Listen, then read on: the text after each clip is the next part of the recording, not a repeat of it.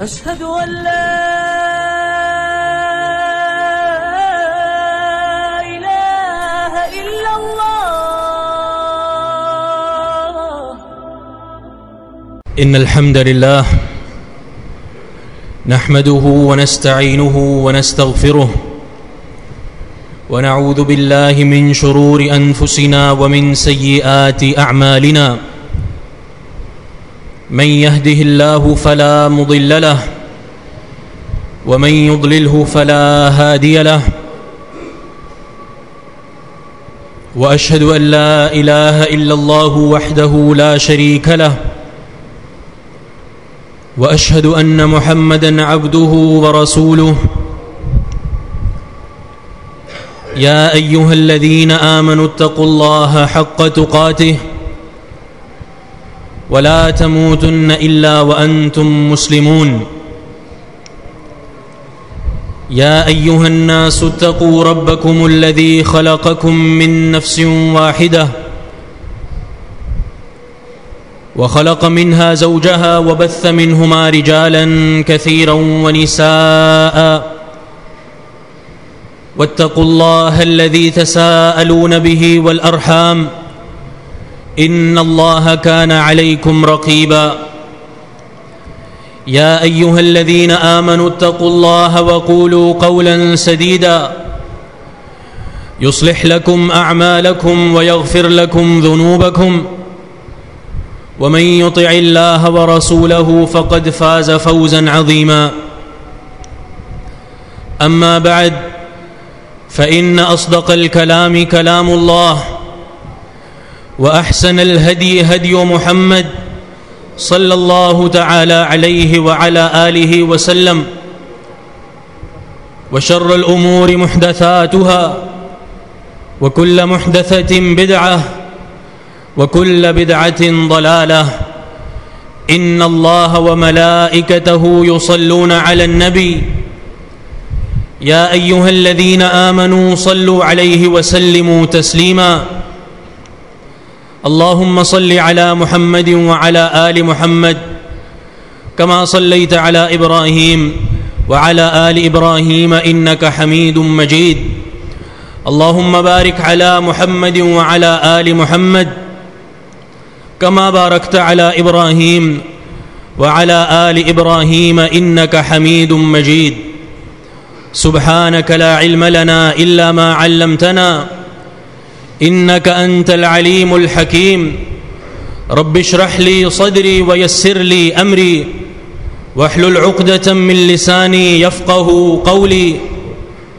أعوذ بالله السميع العليم من الشيطان الرجيم من همزه ونفخه ونفثه. بسم الله الرحمن الرحيم. قال الله تعالى: يا أيها الذين آمنوا اتقوا الله ولتنظر نفس ما قدمت لغد واتقوا الله إن الله خبير بما تعملون.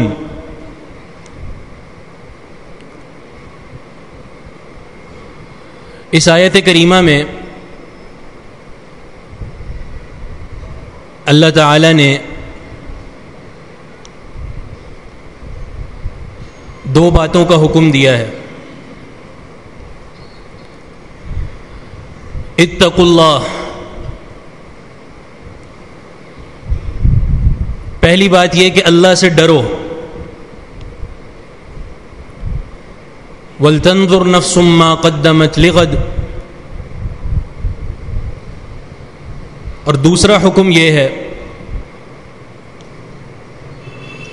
کہ ہر ایک شخص دیکھے اپنے آپ کو اور اپنے آپ سے پوچھے کہ اس نے کل کے لیے کیا تیاری کی ہے.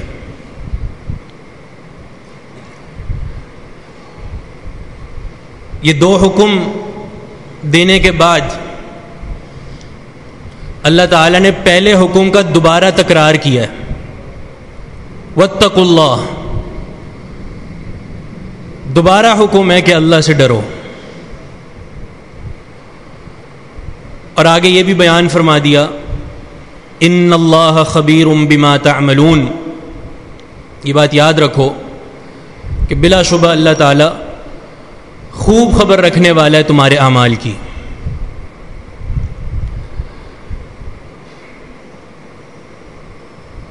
مفسرین اور علماء نے اس آیت سے استدلال کرتے ہوئے یہ فرمایا ہے کہ بندے کا اپنا محاسبہ کرنا ضروری ہے اور فرض ہے. اپنا محاسبہ کرنا اور اپنا حساب لینا، اپنے آپ سے پوچھ گچھ کرنا کہ اس نے قیامت کے لیے کیا تیاری کی ہے، اس کے پاس کتنی نیکیاں ہیں، اس میں کون کون سی خامیاں اور خرابیاں ہیں.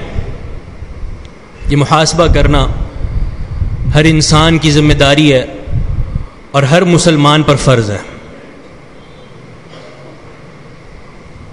آج ایک وصف آپ کے سامنے بیان کرنا چاہوں گا جو آج ہمارے معاشرے سے ختم ہوتے جا رہا ہے، اور جوں جوں یہ معاشرہ ترقی کی طرف گامزن ہے توں اس معاشرے میں اخلاقی پستیاں اور ایسے اعمال جن کو اللہ تعالیٰ نے فحاشی، برائی اور طغیانی کا نام دیا ہے، وہ بہت زیادہ ہمارے معاشرے میں پھیل چکے ہیں. ایک وصف آپ کو بتائیں جس کو ہم عربی میں عفاف یا عفت کہتے ہیں. اردو میں بھی یہ لفظ استعمال ہوتا ہے عفت، اور مزید آسان ترجمہ اس کا کیا جاتا ہے پاک دامنی سے. العفہ یہ عربی زبان کا لفظ ہے جس کا لفظی معنی یہ ہے کہ انسان بچ جائے اور اپنے آپ کو روک لے. علامہ جرجانی اپنی کتاب التعریفات میں العفہ کا معنی اس طرح بیان کرتے ہیں کہ عفت دراصل نام ہے اس چیز کا کہ انسان ہر اس عمل کو چھوڑ دے جو عمل گناہ کہلاتا ہے، جو عمل فحاشی کہلاتی ہے. اور عفیف یعنی پاک دامن شخص وہ ہے جو اپنی زندگی گزارے وفق شریعت اللہ والمروءہ، اللہ تعالیٰ کی شریعت کے مطابق،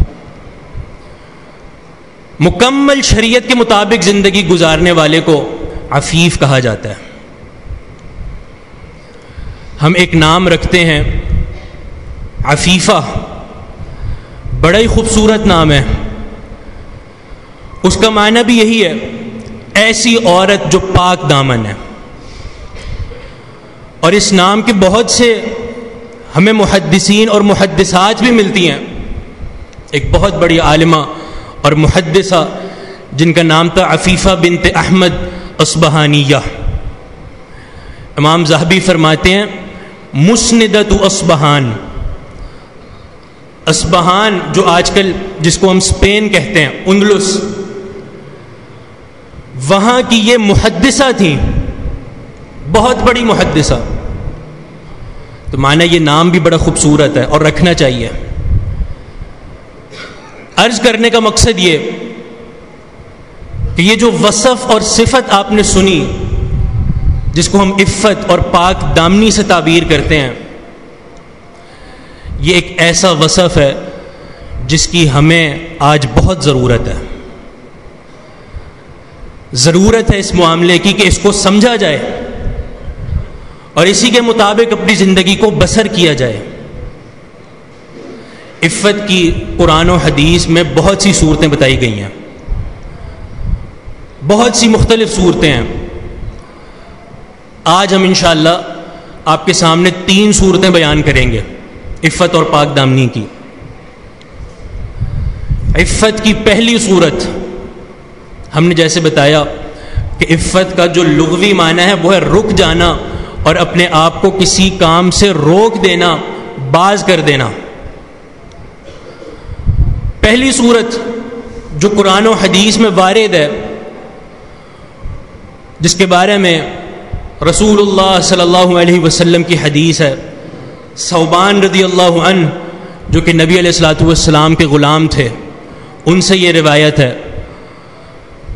وہ کہتے ہیں میں نے نبی علیہ الصلوۃ والسلام کو یہ فرماتے ہوئے سنا،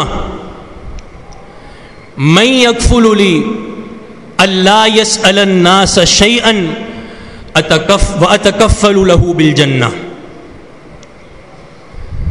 جو مجھے ایک عمل کی گارنٹی دے دے اور ایک عمل کی ضمانت دے دے. عمل کیا ہے؟ اللہ یسأل الناس شیئا، کبھی بھی لوگوں سے سوال نہیں کرے گا، کبھی بھی لوگوں سے مانگے گا نہیں. تو کیا فرماتے ہیں نبی علیہ الصلوۃ والسلام؟ وَأَتَكَفَّلُ لَهُ بِالْجَنَّةِ، میں اس شخص کو جنت کی ضمانت دیتا ہوں. کون ضمانت دے رہا ہے؟ اصدق القائلین، جناب محمد الرسول اللہ صلی اللہ علیہ وسلم. عمل کیا ہے؟ کہ کبھی بھی لوگوں سے سوال نہ کرے، لوگوں کے سامنے ہاتھ نہ پھیلائے. تو شریعت نے اپنے آپ کو لوگوں کے سامنے ہاتھ پھیلانے والے عمل کو عفت سے تعبیر کیا کہ انسان روک لے اپنے آپ کو اس عمل سے. بعض صحابہ کو نبی علیہ الصلوۃ والسلام نے یہ تلقین فرمائی. ان کی عادت کیا ہوا کرتی تھی کہ اگر وہ سواری پر سوار ہو جاتے، اونٹ پر یا گھوڑے پر، اور ان کا درہ گر جاتا یا ان کی لاٹھی گر جاتی، تو ساتھ کھڑے شخص سے نہیں مانگتے تھے کہ مجھے یہ اٹھا دو، بلکہ خود اترتے تھے اور خود اٹھاتے تھے.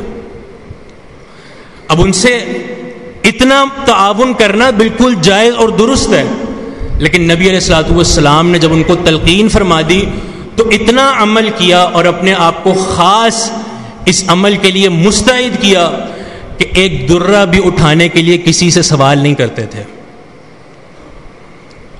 رسول اللہ صلی اللہ علیہ وسلم کی حدیث ہے، آپ فرماتے ہیں لیس المسکین الذی، وہ شخص مسکین نہیں ہے، الذی یسأل الناس وترده اللقمۃ او اللقمتان او التمرۃ والتمرتان. وہ شخص جو لوگوں سے چمٹ کر سوال کرتا ہے، مانگتا ہے ان سے اور اپنا ہاتھ ان کے سامنے پھیلاتا ہے، یہ شخص مسکین نہیں ہے. کیوں؟ تردہ اللقمۃ او اللقمتان، ایسے شخص کو تم ایک لقمہ، 2 لقمے، 1 کھجور یا 2 کھجوریں دے دو تو یہ واپس ہو جائیں گے، واپس چلے جائیں گے. یہ جو ہم آج معاشرے میں گداگری کا معاملہ دیکھتے ہیں، مانگنے والے، بھکاری، ان پر یہی حدیث صادق آتی ہے.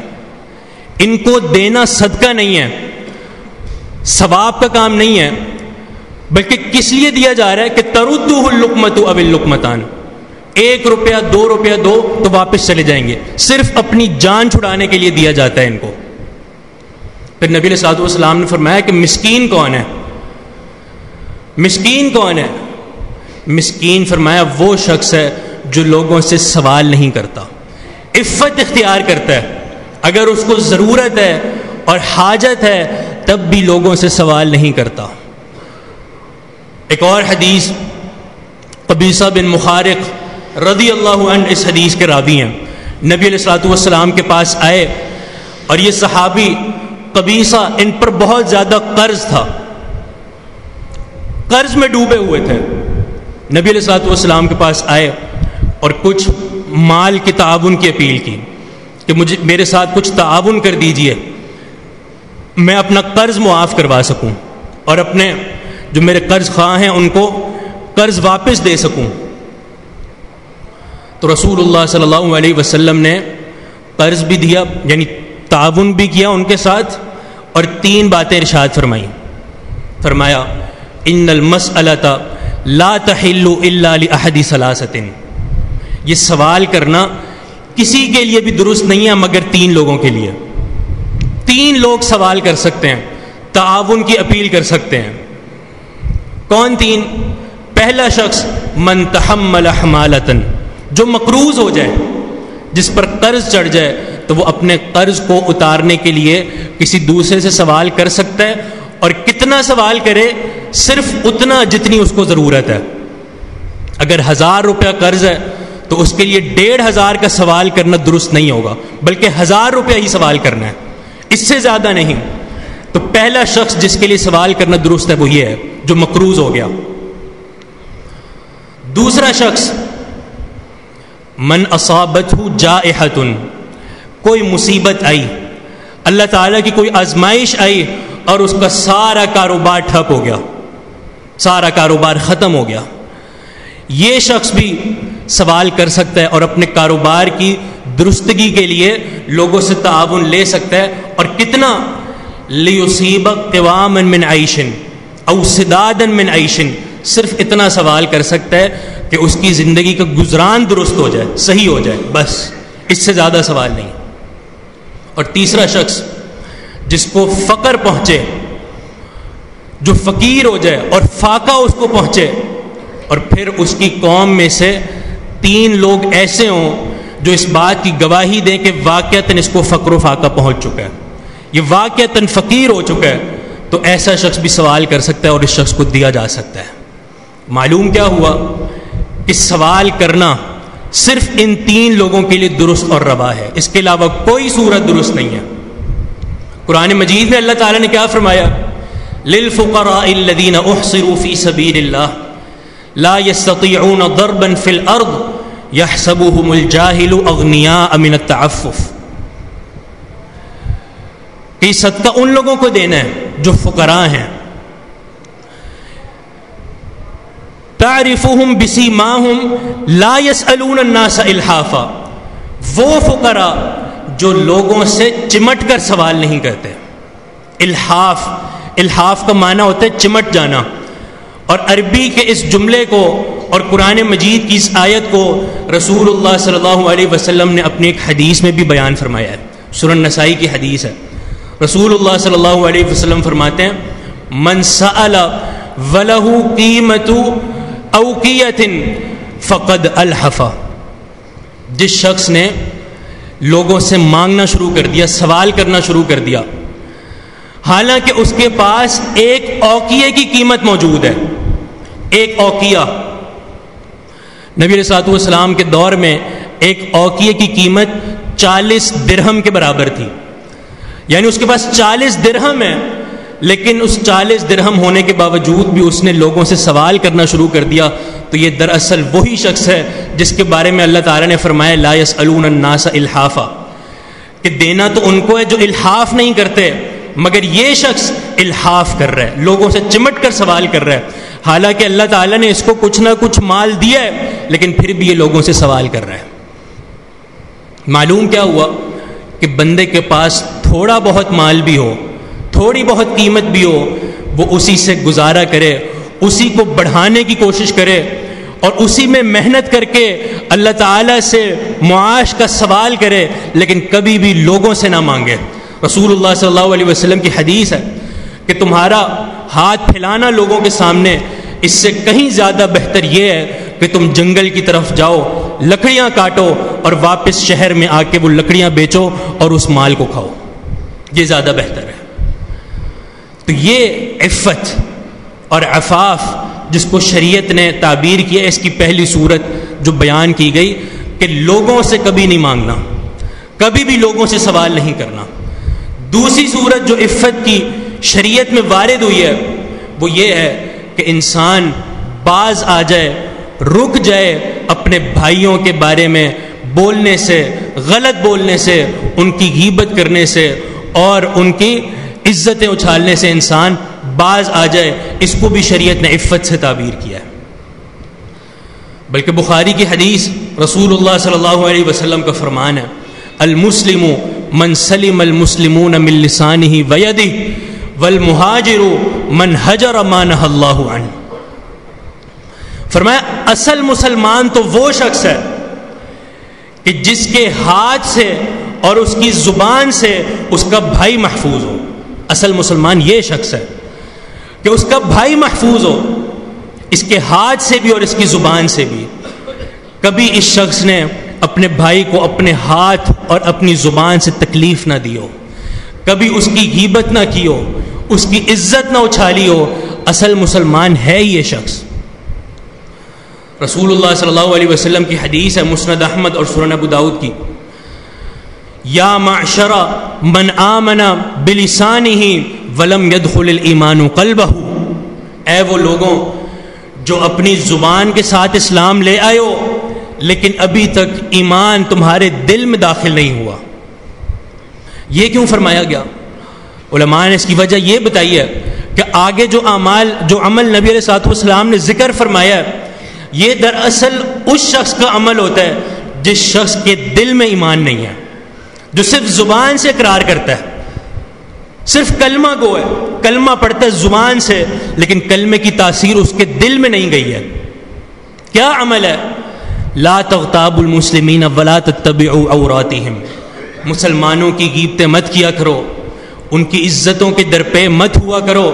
فإنہ من یتبع عورت اخیہ المسلم یتبع اللہ عورتہ، یاد رکھو جو شخص اپنے کسی بھائی کی عزت کے درپے ہوا، پیچھے لگا، تو اللہ تعالیٰ اس شخص کی عزت کے درپے ہو جائے گا۔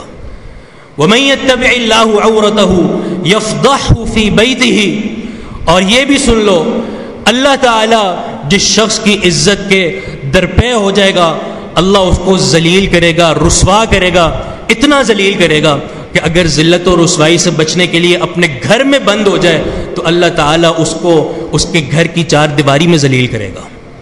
کیوں؟ کیونکہ اس کی عادت تھی اپنے بھائیوں کی عزتوں کو اچھالنا، اپنے بھائیوں کی عزتوں کے درپے ہوا کرتا تھا یہ، اس لیے اللہ تعالیٰ نے اس کو اس کا یہ بدلہ دیا ہے اور یہ اس کا انجام ہے کہ اللہ اس کو ذلیل و رسوا کرے گا۔ یہ بھی ایک قسم کا عفاف اور عفت جس کو شریعت نے عفت کا نام دیا ہے کہ انسان ہمیشہ اپنے بھائی کو تکلیف پہنچانے سے بچے، چاہے وہ تکلیف ہاتھ کے ذریعے ہو یا وہ تکلیف زبان کے ذریعے ہو۔ جو تیسری اور آخری صورت ہے عفت اور پاک دامنی کی، جس کی ہمارے معاشرے میں اور بالخصوص اس دور میں سب سے زیادہ ضرورت ہے، وہ یہ کہ انسان فحاشی، طغیانی، عریانی اور ہر قسم کے فواحش گناہوں سے بچ جائے، اپنے آپ کو بچا لے فحاشی والے گناہوں سے، بے حیائی والے امور سے، اپنے آپ کو ان تمام معاملات سے بچا لے۔ یہ عفت کا سب سے بڑا معنی ہے، سب سے بڑا معنی ہے۔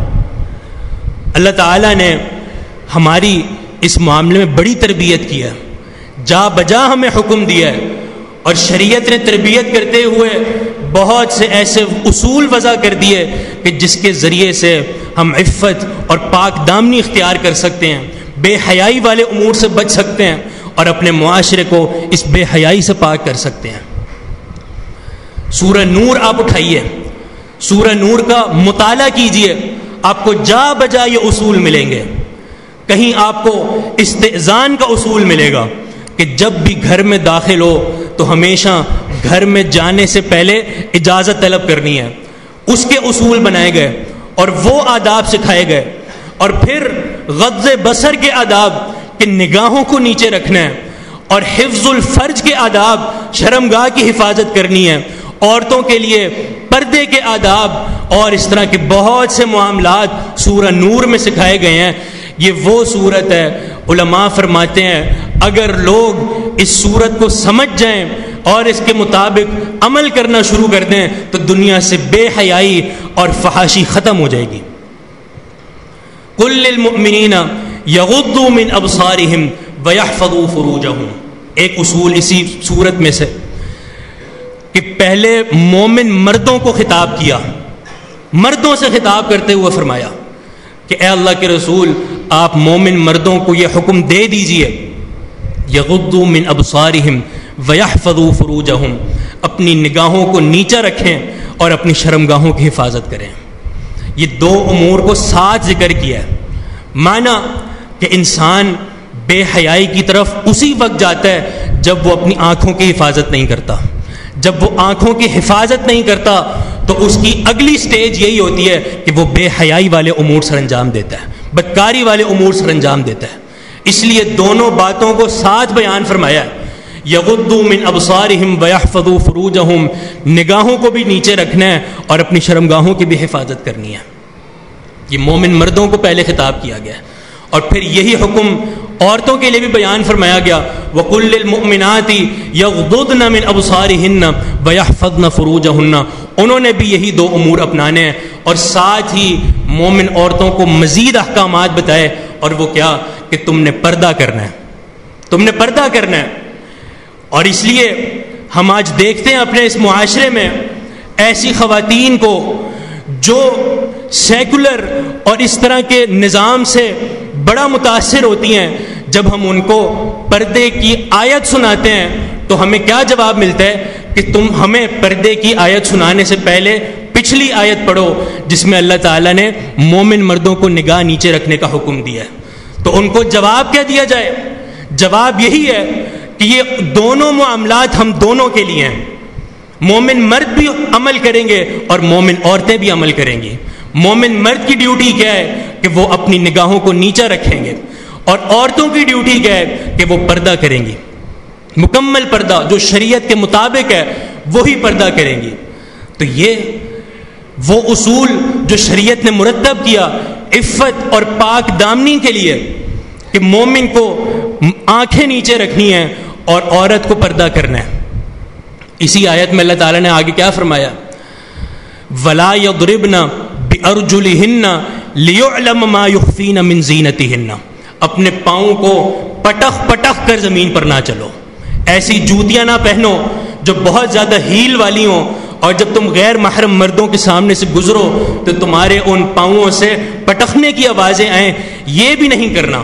جب شریعت نے پاؤں کو پٹخنے سے منع کر دیا عورت کے لیے تو اس شریعت نے اس عورت کو پردے کے لیے کس قدر تلقین کی ہوگی، کس قدر تلقین کی ہوگی۔ یہ وہ اصول ہے، اور اسی اصول کے ذریعے اللہ تعالیٰ نے کچھ آیات آگے اسی صورت میں فرمایا ہے، وَلْيَسْتَعْفِفِ الَّذِينَ لَا يَجِدُونَ نِكَاحًا حَتَّى يُغْنِيَهُمُ اللَّهُ مِنْ فَضْلِهِ۔ اس آیت کو بیان کرنے سے پہلے اس آیت سے ایک نقطہ یہ بھی معلوم ہوتا ہے، وہ سن لیجئے کہ عفت اور پاک دامنی کا سب سے بڑا اور عظیم ذریعہ نکاح کرنا ہے۔ نکاح کرنا یہ انسان کو پاک دامن بنا لیتا ہے، اس کو پاک باز کر دیتا ہے۔ اسی لیے والدین کی ذمہ داری بھی ہونی چاہیے کہ جو ہی ان کے بچے جوان ہوں تو ان کی شادی میں جلدی کی جائے، تاخیر نہ کی جائے، اس معاشرے کو پاک رکھنے کے لیے، اس کو پاک باز بنانے کے لیے۔ تبھی فرمایا وَلْيَسْتَعْفِفِ الَّذِينَ لَا يَجِدُونَ نِكَاحًا، وہ لوگ جو نکاح کی طاقت نہیں رکھتے، نکاح کی قدرت نہیں رکھتے، ان کے پاس وسائل نہیں ہیں، اتنا مال نہیں ہے کہ وہ مہر دے سکیں، نان و نفقہ اپنی بیوی کا برداشت کر سکیں، جن کے پاس اتنی طاقت نہیں ہے، ان کے لیے کیا حکم ہے؟ لِيَسْتَعْفِفْ، وہ پاک دامنی اختیار کریں، وہ اپنے آپ کو اس پاک دامنی کے لیے تیار کریں اور ابھاریں اور تلقین کریں کہ انہوں نے ہر قسم کے گناہ سے بچنا ہے۔ اور اسی معنی کو رسول اللہ صلی اللہ علیہ وسلم نے حدیث میں بھی بیان فرمایا، یا معشر الشباب من استطاع منکم الباءۃ فلیتزوج، جو تم میں سے نکاح کی طاقت رکھتا ہو، نوجوانوں کو خطاب ہے، جو تم میں سے نکاح کی طاقت رکھتا ہو اسے چاہیے کہ وہ نکاح کر لے۔ کیوں؟ فإنہ اغض للبصر واحسن للفرج، وہی دو اصول جو اس صورت میں بیان کیے ان کی وجہ نبی علیہ الصلوۃ والسلام نے بیان فرما دی کہ نکاح کرنا تمہاری آنکھوں کو بھی نیچے کر لے گا اور تمہاری شرمگاہ کی بھی حفاظت کرے گا۔ ومن لم یستطع، اور جس کے پاس نکاح کی طاقت نہیں ہے، اتنا مال اللہ نے اس کو ابھی تک نہیں دیا، وہ کیا کرے؟ فعلیہ بالصوم فإنہ لہ وجاء، وہ روزے رکھے، کیونکہ روزے رکھنا اس کی شہوت پہ حاوی ہو جائے گا، اس کی شہوت کو کم کر دے گا۔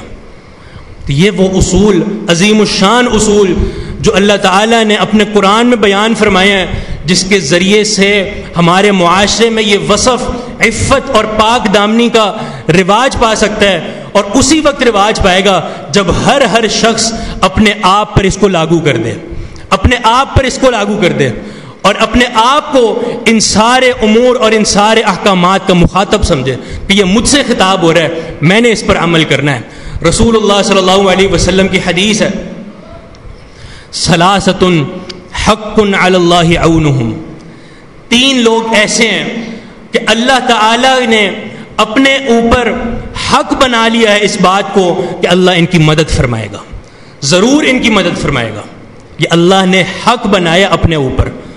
کون تین لوگ؟ پہلا شخص المجاہد فی سبیل اللہ، جو اللہ کی راہ میں جہاد کرنے والا ہے۔ دوسرا شخص والمکاتب الذی یرید الادا، پہلے زمانے میں غلام ہوا کرتے تھے، اور ان غلاموں کی ایک صورت یہ بھی ہوتی تھی جن کو ہم مکاتب غلام کہتے ہیں، یعنی ایسا غلام جس سے مالک کچھ لکھت پڑھت کر لے، کوئی اس کے ساتھ ایسا اصول اور موازنہ طے کر دے، ایگریمنٹ بنا لے کہ تم نے مجھے اتنا مال کما کے دینا ہے، اس کے بعد تم آزاد ہو جاؤ گے۔ تو فرمایا ایسا غلام جو مکاتب ہے، جس سے اس کے مالک نے کچھ مال کا ایگریمنٹ کیا ہے، یہ مکاتب غلام جو اس مال کو ادا کرنے کی نیت رکھتا ہے اور کوشش کرتا ہے، یہ بھی وہ شخص ہے جس کی اللہ تعالیٰ مدد فرمائے گا۔ اور تیسرا شخص کون ہے؟ والناکح الذی یرید العفاف، وہ شخص جو نکاح کرتا ہے اور نکاح کے ذریعے اپنے آپ کو عفت اور پاک دامنی دیتا ہے۔ اس کا نکاح کرنا اور نکاح کرنے کی نیت یہ ہو کہ وہ عفت اور پاک دامنی اختیار کرے گا۔ اللہ تعالیٰ ایسے تین شخصوں کی مدد فرماتا ہے، نہ صرف مدد فرماتا ہے بلکہ نبی علیہ الصلوۃ والسلام فرما رہے ہیں اللہ تعالیٰ ان تین شخصوں کی مدد کو اپنے اوپر لازم قرار دے دیتا ہے۔ یہ وہ پاک دامنی عفت جس کو شریعت نے جا بجا بیان فرمایا ہے، اور صحیح مسلم کی حدیث ہے، رسول اللہ صلی اللہ علیہ وسلم کی اکثر دعا ہوا کرتی تھی۔ ابو ہریرہ رضی اللہ عنہ فرماتے ہیں اللہم انی اسألک الہدی والتقی والعفاف والغنی۔ نبی علیہ الصلوۃ والسلام اکثر یہ دعا فرمایا کرتے تھے۔ نبی علیہ الصلوۃ والسلام جو کہ تمام انبیاء کے سردار اور ان سے زیادہ متقی کوئی نہیں ہے، لیکن نبی علیہ الصلوۃ والسلام کی یہ دعا اپنے لیے بھی اور ساتھ ساتھ ہمیں بھی سکھایا جا رہا ہے کہ ہمیں اس دعا کی کتنی ضرورت ہے۔ کیا دعا ہے؟ کہ اللہ میں تجھ سے سوال کرتا ہوں چار چیزوں کا۔ نمبر ایک الہدا، ہدایت کا۔ نمبر دو التقی، تقوی کا۔ نمبر تین العفاف، پاک دامنی اور عفت کا۔ اور نمبر چار الغنا، بے پرواہی اور غنا کا۔ یہ چار چیزوں کا سوال نبی علیہ الصلوۃ والسلام کیا کرتے تھے۔ بڑی جامع دعا ہے، اور یہ دعا ہم سب کو یاد بھی ہونی چاہیے۔ اللہم انی اسألک الہدی والتقی والعفاف والغنا۔ یہ وہ اصول ہیں جو شریعت نے سکھائے ہیں، قرآن و حدیث میں جا بجا بیان فرمائے گئے کہ ان امور کے ذریعے انسان عفاف، عفت اور پاک دامنی اختیار کر سکتا ہے۔ کتنے ہی ایسے نماذج اور مثالیں جو قرآن و حدیث میں بیان کی جاتی ہیں، ان کو بیان کرنے کا مقصد بھی یہی ہے کہ تم ان مثالوں کو سامنے رکھتے ہوئے اپنے آپ کو بھی عفت اور پاک دامنی پر ابھارو۔ یوسف علیہ الصلوۃ والسلام کا قصہ، سارے امور جو ان کے سامنے تھے وہ سب ان کے لیے آسان تھے، سب کچھ ان کو حاصل تھا، لیکن گناہ کو چھوڑا، پاک دامنی اختیار کی، اور صرف اللہ رب العزت کی خشیت کی وجہ سے، اللہ رب العالمین کے خوف کی وجہ سے۔ اور ساتھ ہی یہ بھی فرما دیا رب السجن احب الی مما یدعوننی الیہ، اے اللہ جس گناہ کی طرف یہ عورت مجھے بلا رہی ہے اس سے بہتر یہ ہے کہ تو مجھے قید کی صعوبت میں ڈال دے، مجھے جیل میں ڈال دے، مجھے وہ منظور ہے، لیکن اس گناہ کی طرف مجھے مائل مت کرنا۔ یہ ہے وہ عفت اور پاک دامنی جو اللہ تعالیٰ نے اپنے اس نبی کے بارے میں بیان فرمائی ہے، اور پھر کیا ہی رفعت درجات ملے، کیا ہی بلندیاں ملیں اور اللہ نے ان کو کیا ہی مقام دیا. اور اسی شخص کو رسول اللہ صلی اللہ علیہ وسلم نے بھی اپنی حدیث میں بیان فرمایا جو گناہ کو چھوڑ دے اللہ کے ڈر کی وجہ سے, عفت اور پاک دامنی اختیار کر لے. بخاری مسلم کی حدیث ہے, سبعۃ یظلھم اللہ فی ظلہ یوم لا ظل الا ظلہ. 7 قسم کے انسانوں کو اللہ تعالیٰ نے قیامت کے دن اپنے عرش کا سایہ عطا فرمانا ہے, جس دن اس سایہ کے علاوہ کوئی سایہ نہیں ہوگا. ان میں سے ایک شخص وہ بھی ہے, ورجل دعته امرأة ذات منصب وجمال فقال انی اخاف اللہ. وہ شخص جسے کوئی خوبصورت اور منصب والی عورت, نسب والی عورت دعوت گناہ دے اور وہ اس دعوت گناہ کو ٹھکرا دے یہ کہہ کر انی اخاف اللہ کہ مجھے اللہ کا ڈر ہے, تو اللہ تعالیٰ اس شخص کو اپنے عرش کے سائے میں جگہ دے گا. یہ ہے اس کا فائدہ عفت اور پاک دامنی کا. اللہ تعالیٰ اسی عفت اور پاک دامنی کی وجہ سے انسان کے مشکل معاملات بھی حل کرا دیتا ہے. وَمَن يَتَّقِ اللَّهَ يَجْعَل لَّهُ مَخْرَجًا. یہ تو اصول ہے کہ جو شخص اللہ کا تقوی اختیار کرے گا اللہ اس کو ہر مشکل سے آزادی دے گا. اس کی سب سے بڑی مثال وہ بخاری کی حدیث, وہ 3 لوگ جو غار میں پھنس گئے تھے, ان 3 لوگوں نے اللہ تعالیٰ سے دعا کی تھی. اپنا ایک عمل جو ان کو سب سے زیادہ محبوب تھا, جو وہ سمجھتے تھے کہ یہ میرا سب سے بڑا عمل ہے, اس عمل کو وسیلہ بنا کر اللہ کے سامنے دعا کی. انسان جب دعا کرے تو اس دعا کا ایک ادب یہ بھی ہے کہ اپنی نیکیاں اللہ کے سامنے رکھے کہ اللہ میں نے یہ نیکی تیری رضا کی خاطر کی ہے تو اس لیے تو میری یہ دعا قبول فرما لے. ایک شخص ان 3 میں سے کون تھا؟ اس نے اپنا ایک عمل پیش کیا, اے اللہ تو جانتا ہے کہ میری ایک چچا زاد بہن جس کے ساتھ میں نے برائی کا ارادہ کر لیا مجھے بہت پسند تھی, جب اس کو میں نے دعوت دی تو اس نے کیا کہا کہ جب تم مجھے 100 دینار دو گے تو میں اس پر آمادہ ہو جاؤں گی.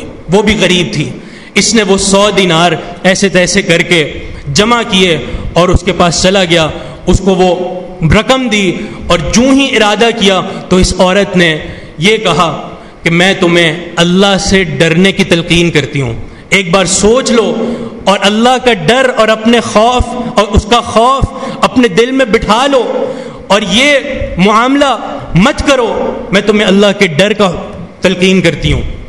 اس شخص نے یہ جملہ سنا, وہ مال بھی وہیں رکھا اور واپس چلا گیا. صرف اللہ کے ڈر کی وجہ سے اللہ تعالیٰ نے ان اعمال اور ان نیکیوں اور ان دعاؤں کی وجہ سے وہ غار کے سامنے جو ایک چٹان آئی تھی اس کو پارا پارا کر دیا اور ان لوگوں کے نکلنے کا راستہ بن گیا. یہ عفت اور پاک دامنی جس کے فوائد انسان دنیا میں بھی دیکھتا ہے اور آخرت میں تو بے بہا فوائد ہیں اس کے. اللہ نے کیسے کیسے ثواب رکھے ہیں کہ انسان عفت اور پاک دامنی اختیار کر لے. وَأَمَّا مَنْ خَافَ مَقَامَ رَبِّهِ وَنَهَى النَّفْسَ عَنِ الْهَوَىٰ فَإِنَّ الْجَنَّةَ هِيَ الْمَأْوَىٰ. جو اپنے رب کے مقام سے ڈر گیا اپنے رب سے اور پھر اس نے اپنے آپ کو ہر قسم کے گناہ سے روک لیا, انسانی نفسانی خواہشات سے بچا لیا, تو جنت ہی اس کا ٹھکانہ ہے, اس کے علاوہ اور کوئی ٹھکانہ نہیں ہو سکتا. یہ ہے وہ عمل عفت اور پاک دامنی جس کے اور بھی بہت سی صورتیں ہیں اور بہت اس کی تفصیل ہے. ہمارے معاشرے میں اس کی اس قدر ضرورت ہے اور جہاں آپ نے یہ نصوص سنے وہیں آپ ان امور کے بارے میں بھی سوچئے جو ہمارے اس عفت اور پاک دامنی والے وصف کو نقصان پہنچاتے ہیں. وہ کون سے امور ہو سکتے ہیں؟ مثال کے طور پر اختلاط, مرد و زن کا اختلاط, خلوت. یہ وہ معاملہ جو بہت زیادہ اس معاملے کو اور اس خلق حسن کو نقصان پہنچاتا ہے, اس عفت اور پاک دامنی کو تار تار کرتا ہے. کچھ ہی دن قبل وہ دن منایا گیا اور اس میں بے حیائی کے چرچے ہوئے. یہ سب وہ امور ہیں جو انتہائی زیادہ بے حیائی اور فحاشی کی طرف لے جانے والے ہیں, ہمارے معاشرے سے اس عفت اور پاک دامنی کو ختم کرنے والے ہیں. رسول اللہ صلی اللہ علیہ وسلم کی حدیث لا یخلون رجل بامرأۃ, کہ کوئی بھی شخص کسی عورت کے ساتھ خلوت اختیار نہ کرے. اسی طرح آگے ایک عورت کے بارے میں یہ بھی فرما دیا کہ وہ کبھی بھی سفر نہ کرے مگر اپنے کسی محرم کے ساتھ. یہ سارے ان امور کو بتایا جا رہا ہے. کہ جن کے ذریعے سے عفت اور پاک دامنی اختیار کی جاتی ہے، اور ساتھ ساتھ ہمیں یہ بھی پتہ چلتا ہے کہ اختلاط اور یہ امور یہ سب سے زیادہ یہ داعی ہیں اس چیز کے، سب سے زیادہ سبب بنتے ہیں عفت اور پاک دامنی کو نقصان پہنچانے کے۔ بے پردگی اور اسی طرح موسیقی وغیرہ کے آلات، اور یہ بھی رسول اللہ صلی اللہ علیہ وسلم کی حدیث صحیح بخاری میں اگر ہم اس کو سن لیں، کیونکہ یہ معاملہ بھی آج ہم بہت سنتے ہیں، بہت زیادہ ایسے طبقے سے کہ جی موسیقی کو اللہ اور اس کے رسول نے حرام نہیں قرار دیا، نعوذ باللہ، جبکہ اگر بخاری کی صرف ایک یہی حدیث ہم سن لیں تو ہمیں موسیقی کی حرمت پر یقین آ جائے۔ رسول اللہ صلی اللہ علیہ وسلم کی حدیث ہے، لَيَكُونَنَّ مِنْ أُمَّتِي أَقْوَامٌ يَسْتَحِلُّونَ الْحِرَ وَالْحَرِيرَ وَالْخَمْرَ وَالْمَعَازِفِ۔ نبی علیہ الصلوۃ والسلام فرما رہے ہیں، اور حدیث بھی صحیح بخاری کی ہے، کہ میری امت میں ضرور ایسے لوگ پیدا ہوں گے جو کچھ چیزوں کو حلال سمجھ بیٹھیں گے۔ پہلی چیز الحرہ، بدکاری، اس کو حلال سمجھ بیٹھیں گے۔ الحریر، ریشم کو۔ الخمرہ، شراب کو۔ المعازف، آلات موسیقی کو، میوزک کو حلال سمجھ بیٹھیں گے۔ یہ حدیث جب ہم اس کو سنیں تو ہمارا اس پر ایمان مزید بڑھ جانا چاہیے، اور ایسے لوگوں کو دیکھ کر مزید ہمارے ایمان میں تقویت آ جانی چاہیے کہ واقعتاً نبی علیہ الصلوۃ والسلام نے سچ فرمایا تھا کہ موسیقی کو حلال کہنے والے ضرور آئیں گے، اور ہم نے معاشرے کے اس طبقے کو دیکھ کر اس حدیث کو اپنی آنکھوں کے سامنے دیکھ لیا، ایسے لوگوں کو اپنی آنکھوں کے سامنے دیکھ لیا جو ان معاملات کو حلال کہتے ہیں۔ یہ نبی علیہ الصلوۃ والسلام کی پیشن گوئی جو بالکل ثابت ہے، اور یہ وہ امور ہیں جو عفت اور پاک دامنی کو نقصان پہنچاتے ہیں۔ اس خلق حسن جو اخلاق کا ایک بڑا عظیم معاملہ ہے، اس کو نقصان پہنچایا جاتا ہے۔ اسی طرح اور بھی بہت سارے امور ہیں جن کو ہم اپنا کر اس وصف کو بھی اپنا سکتے ہیں، جیسے تربیت اولاد، کہ انسان اپنے اولاد کی تربیت بچپن سے ہی ایسی شروع کرے، ایسی تربیت کرے کہ جب بھی وہ بڑا ہو، جب بھی وہ جوان ہو، تو اس میں ایسے معاملات ہوں جو عفت اور پاک دامنی پر ابھارنے والے ہوں۔ ہمیشہ ایسی تربیت ہو کہ انسان کی فطرت میں ہی حیا اور پاک دامنی آ جائے، کیونکہ ایک عربی شاعر اور اسی طرح بہت سے علماء کا یہ کہنا ہے کہ ان العلم فی الصغر کالنقش فی الحجر، کہ اگر تم بچپن سے ہی اپنے بچے کو تربیت دے دو، تعلیم دے دو، اس کو عفت اور پاک دامنی سکھا دو، تو یہ بالکل ایسے ہی ہے جیسے تم نے ایک پتھر پر لکیر بنا دی ہے، ایک پتھر پر نقش بنا دیا جو کبھی ختم نہیں ہوگا۔ تم نے اگر بچپن میں ہی اس کی تربیت کر دی تو تم نے پتھر پر لکیر کھینچ دی ہے، اور اس کی فطرت میں ہی حیا، پاک دامنی اور عفت جیسے امور سر انجام دے دیے ہیں۔ اللہ تعالی سے دعا ہے یہ وصف جو بیان ہوا ہے اس کو سمجھنے کی اور اس کے مطابق عمل کرنے کی توفیق عطا فرمائے۔ اقول قولی ھذا واستغفر اللہ لی ولکم وآخر دعوانا ان الحمد للہ رب العالمین۔